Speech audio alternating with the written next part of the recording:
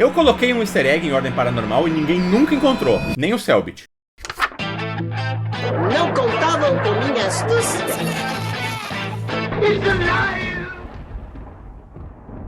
E aí, galera da internet, eu sou o Stefano, e esse é o canal do Gafanhoto, o meu novo espaço, onde eu quero falar sobre Ordem e todos os outros assuntos que me derem na cabeça. 3 anos atrás, eu comecei o Ordemcast, um podcast sobre a série de RPG Ordem Paranormal, e junto das minhas colegas Nan e Lave, nós falamos por mais de 100 episódios sobre tudo que existe nesse universo criado pelo Selbit. Eu dei um pulo, eu caí da cadeira, a cadeira foi pra trás. Acompanhando a série desde o começo, eu sempre admirei demais as nuances da história, a construção de mundo que ele foi implementando a cada temporada e a maneira genial como o Selbit ia amarrando a imprevisibilidade da mesa na narrativa da história. Inevitavelmente, como roteirista, eu sempre fiz questão de usar meu espaço no Ordemcast para salientar não só os muitos acertos que eu via nas tramas, como para criticar as inconsistências narrativas e as decisões que eu pessoalmente achava que não iam de acordo com aquilo que ele estava propondo na mesa. Você tá morta, Alice. Não me entendam mal, eu amo a Ordem Paranormal, é literalmente uma das minhas coisas preferidas. Mas até uma coisa que tu ama pode dar problema, né? E eu sempre achei que era meu papel ali apontar isso. Algo que o próprio Selbit fez questão de dizer na primeira vez que ele foi no podcast. Um retcon que eu não gosto muito é um que eu lembro que o Stefano, inclusive, comentou. O retcon do Walter ser um Lusídio da Nube. É uma coisa que não era planejada inicialmente, mas era uma parada que o Walter, ele era um scripta inicialmente. Ele sempre foi um cara do Kian.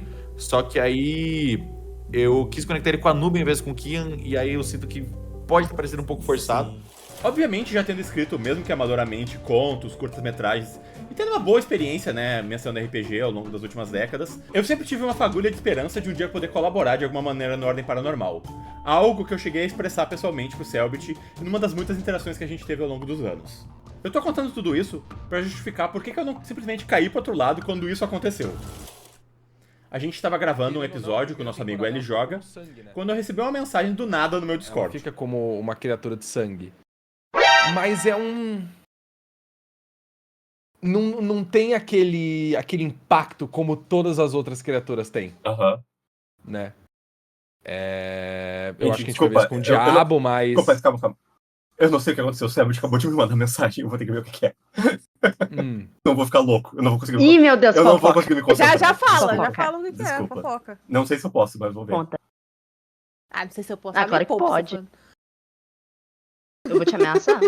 Eu vou te mandar Daqui só um áudio dos chorando amigos de dele madrugada. comigo. Mano, O que foi? vocês não têm ideia do que é. Não tenho.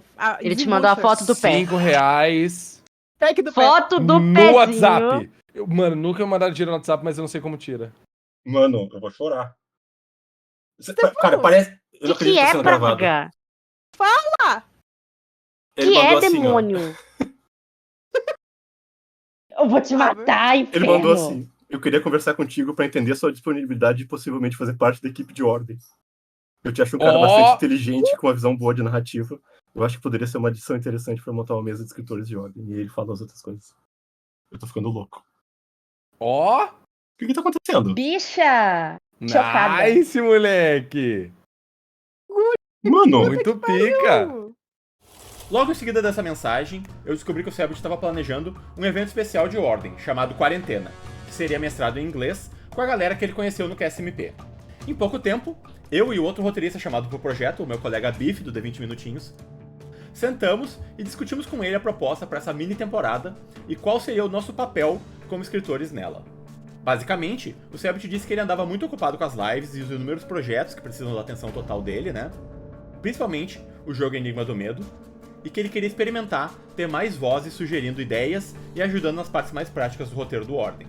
Era uma segunda-feira de tarde, quando nós três nos reunimos pela primeira vez para ouvir o que ele tinha pensado por Quarentena. E como você já deve ter cansado de ver nas lives dele, o Selbit abriu o Paint para desenhar como ele via a temporada. Ele explicou que a ideia era enganar o público para achar que essa é apenas uma sessão jogada pelo Discord, mas o episódio acabaria num gancho com a revelação de que a segunda e última parte seria transmitida em estúdio e que os jogadores viriam todos pro Brasil, o que, como fã de toda essa galera, eu fiquei muito empolgado. Então, ele começou a contar que já tinha desenvolvido uma boa parte do que seria o primeiro episódio, que teria como ameaça uma das criaturas do livro de regras do RPG, o Infecticídio. uma espécie de infestação zumbi que afeta dispositivos eletrônicos. And it like throws itself into your cell phone and you see your cell phone being absorbed as part of it. Oh! Pelo que ele tinha pensado até agora, a ideia era que os protagonistas teriam se voluntariado para um teste de uma nova droga de uma indústria farmacêutica, mas lá, quando eles chegassem, eles seriam desacordados por um gás e transportados sem saber para um laboratório secreto tomado por esse infecticídio. Naquela altura, o Selbit já sabia que o twist para a segunda parte seria uma revelação de que os personagens na realidade estavam numa base no Ártico, simulando o clima de desolação do filme O Enigma do Outro Mundo. The real horror will start now. And there is nowhere to run.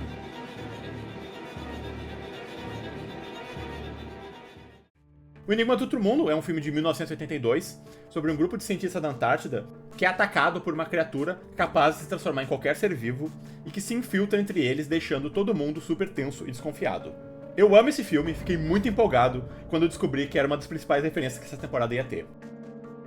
A ideia, então, era que a criatura que apareceria no episódio seguinte seria interpretada por um dos jogadores, sem os outros saberem, e que essa pessoa teria de alguma maneira de sabotar a instalação e matar os seus colegas da mesa no escuro, bem no estilo Among Us, tá ligado? Inclusive, a ideia era chamar a criatura de O Impostor, deixando bem clara a referência a esse jogo que ninguém joga faz mais de 3 anos, né? Com o outline do que seria a trama desses 2 episódios, eu já comecei a fazer um brainstorm dos conceitos e das ideias que eu achava que funcionariam pra temporada. De primeira, a gente percebeu que eu e Biff nos complementava bastante.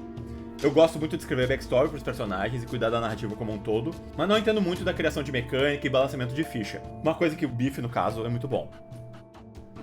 Os concept arts pra maioria desses personagens já estava pronto quando eu e o Biff entramos na equipe. Então foi muito interessante preencher essas lacunas.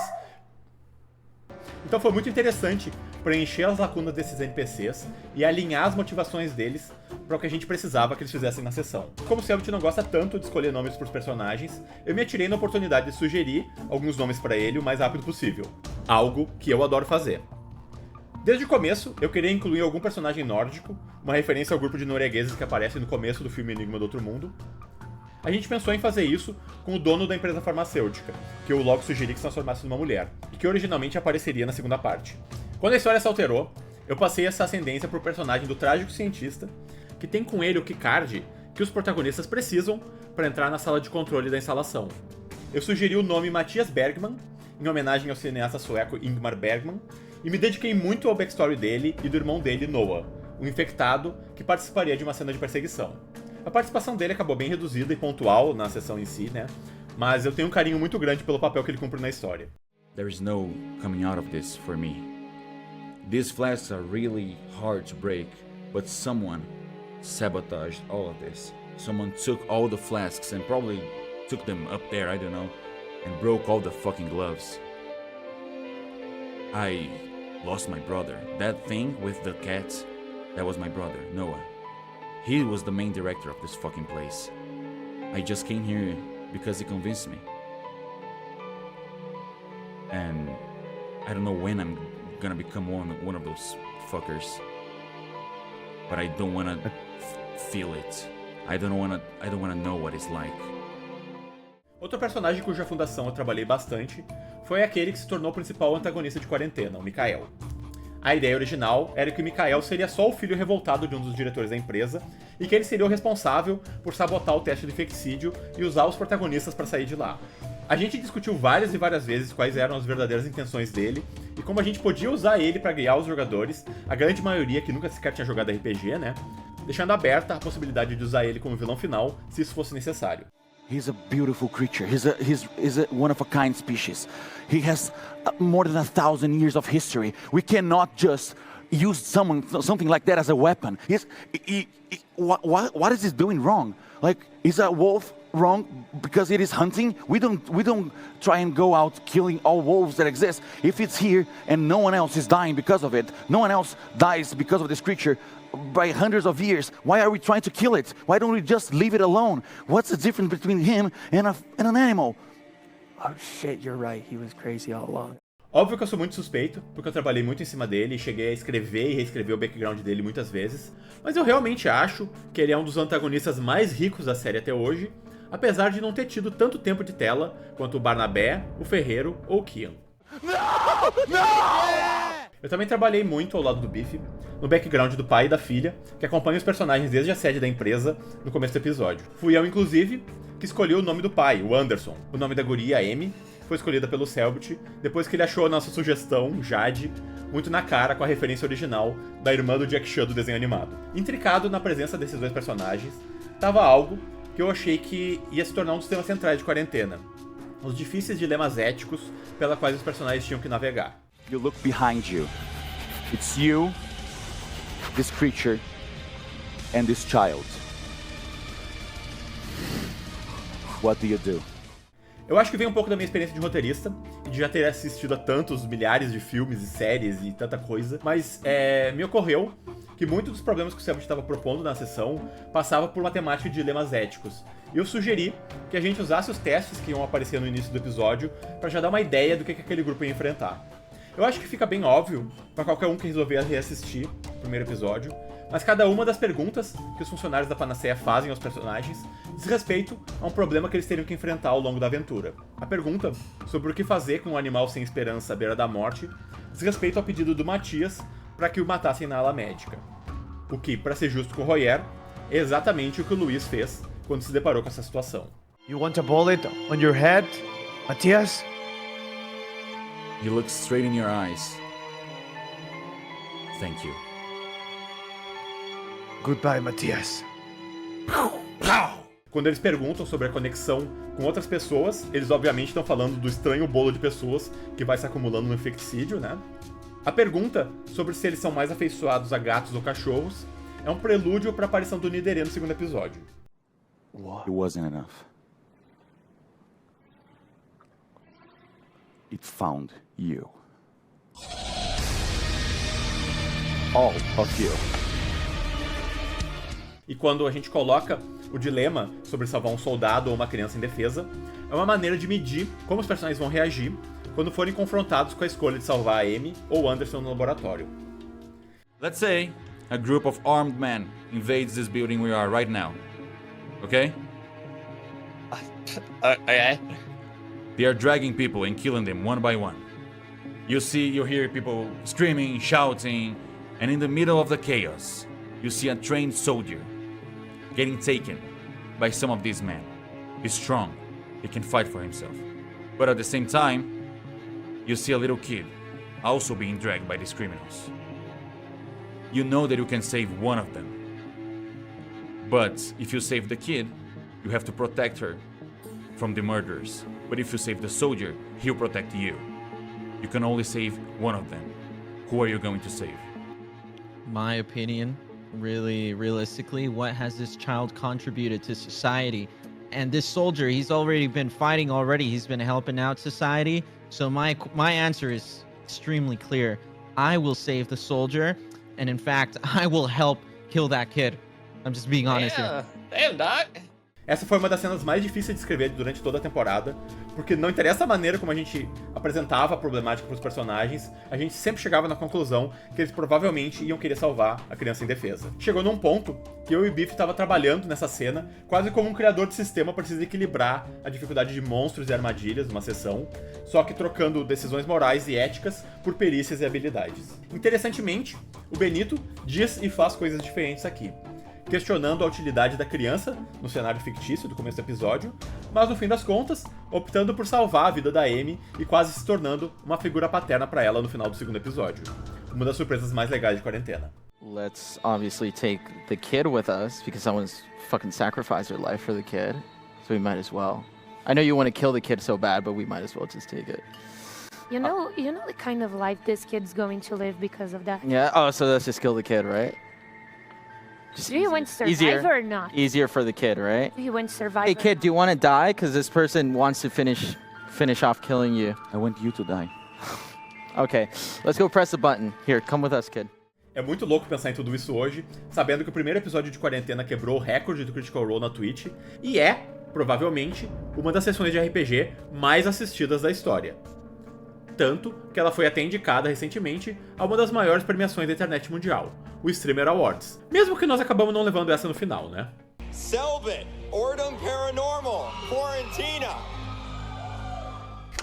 Voltando a falar da produção, uma das novidades mais impressionantes de Quarentena, que me chocou quando eu vi pela primeira vez, foi o novo cenário 3D.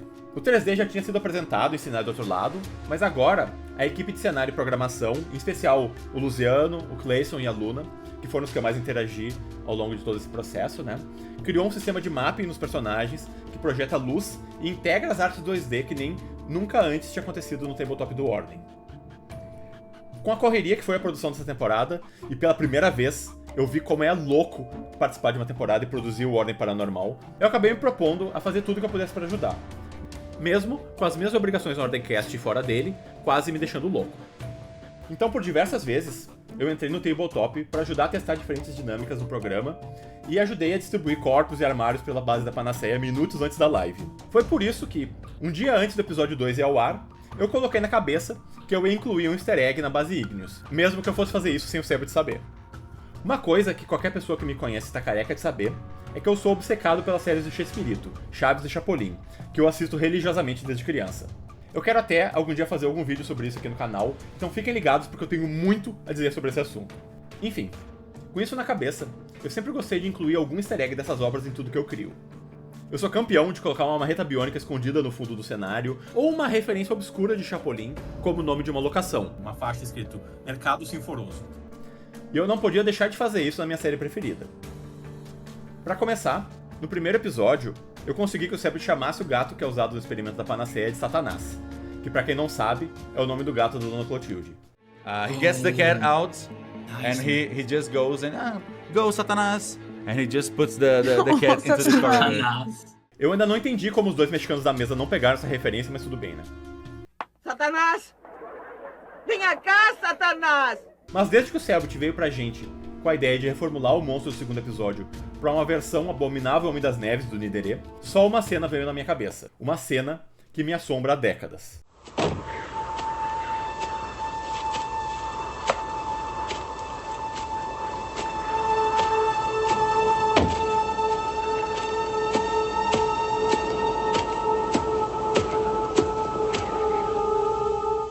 Quando eu soube dessa temática de Monstro da Neve, nada tirava da cabeça a ideia de colocar um pôster alertando os funcionários da Panaceia pro perigo do abominável Homem das Neves com a cara do Seu Madruga. Pra isso, sem o Sebald saber, eu apelei pra minha queridíssima amiga Eloá, que trabalha no Ordem desde Calamidade, e pedi pra ela com muita humildade: Eloá, faz pra mim uma arte do abominável Homem das Neves pra botar no Tabletop? Faço.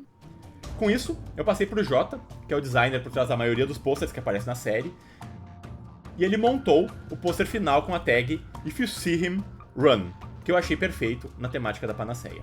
E assim, eu não vou mentir, com a expectativa de que tudo desse certo na condução desse episódio, e tinha muita coisa que podia dar errado, uma das coisas que estava mais me deixando nervoso era se essa porcaria de pôster ia acabar aparecendo no episódio. E claro, se alguém ia acabar pegando essa referência. Pra minha surpresa, sim, o pôster apareceu, mesmo que rapidamente. I'm gonna push me to run away. You throw Amy above the box. She runs away looking back at you, with tears in her eyes, confused. You look towards the creature.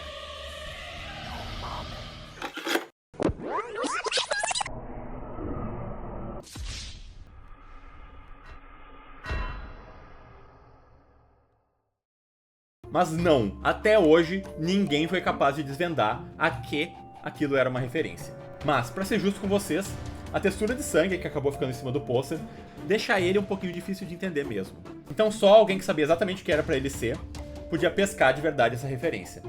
Até porque o Selbit mesmo nunca reparou. Gente, é isso. Essa é a história de como eu fui chamado pra trabalhar no Quarentena e como eu escondi um easter egg de Chapolin em Ordem Paranormal.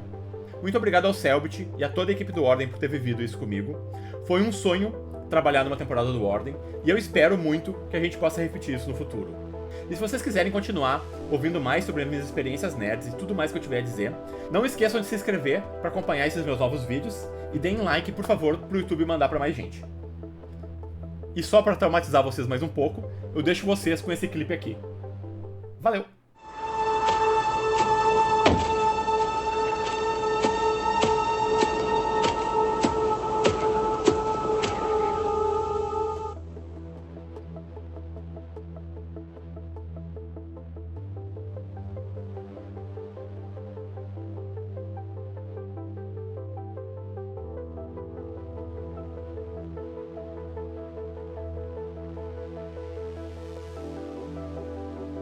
Eloá, faz pra mim uma arte do Abominável Homem das Neves pra eu botar no tabletop? Aham.